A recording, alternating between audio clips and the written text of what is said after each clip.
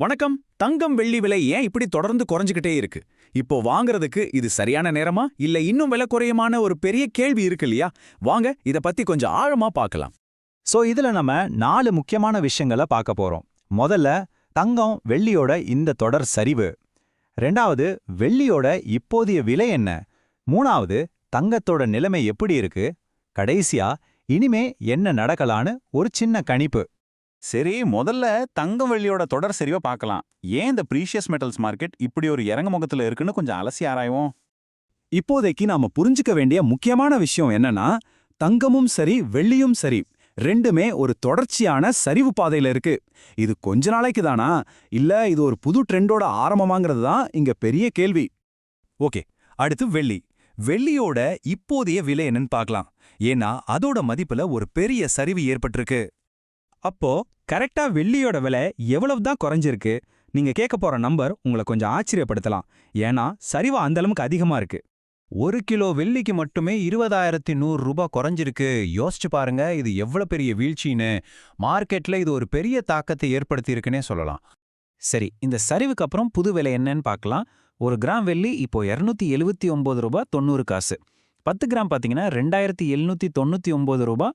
ஒரு கிலோ 2,79,900 ரூபாய்க்கு ட்ரேட் ஆயிட்டு இருக்கு. இந்த நம்பர்ஸ் எல்லாம் பார்க்கும்போது இது வாங்குறவங்களுக்கு ஒரு நல்ல சான்ஸா இருக்குமா? சரி, வெள்ளிய பார்த்தாச்சு. அடுத்து தங்கம். அதோட நிலைமை என்னன்னு பார்க்கலாம். கடந்த சில நாளா தங்கத்தோட விலையும் கொஞ்சம் கொஞ்சமா குறைஞ்சிட்டு வருது. இந்த விலை குறையிற வேகம் தான் ரொம்ப முக்கியம். நேத்து ஒரே நாள்ல ஒரு சவரனுக்கு 1760 ரூபாய் குறைஞ்சிருக்கு. அதுவே கடந்த 2 நாள்ல மட்டும் பாத்தீங்கன்னா மொத்தமா 3400 ரூபாய் சரிஞ்சிருக்கு. இதுல இருந்தே தெரியுது இல்லைங்களா இந்த சரிவு எவ்வளவு வேகமா இருக்குன்னு. இப்போ என்ன ரேட்ல இருக்கு? ஒரு கிராம் 22 கேரட் தங்கம் 5,970 ரூபாய் 80 காசுக்கு விக்குது.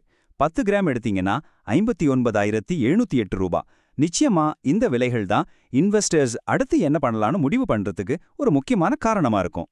சரி, எல்லாத்தையும் பார்த்தாச்சு. கடைசியா இனிமே என்ன நடக்கலாம்? வர்ற வாரத்துக்கு என்ன ப்ரெடிக்ஷன் இருக்குன்னு பார்க்கலாம். மார்க்கெட் அனலிஸ்ட்ஸ் என்ன சொல்றாங்கன்னா, விலை ஒருவேளை 1,16,000 இல்லைன்னா 1,17,000 வரைக்கும் போகலாம். ஆனா அங்கேருந்து திரும்பவும் சரிஞ்சு குறைஞ்சபட்சம் 1,08,000லிருந்து 1,09,000 வரைக்கும் வர வாய்ப்பு இருக்காம். இதோட அர்த்தம் என்னன்னா, மார்க்கெட்ல இந்த ஏற்ற இறக்கம் இன்னும் கொஞ்ச நாளைக்கு தொடரும்னு நாம் எதிர்பார்க்கலாம்.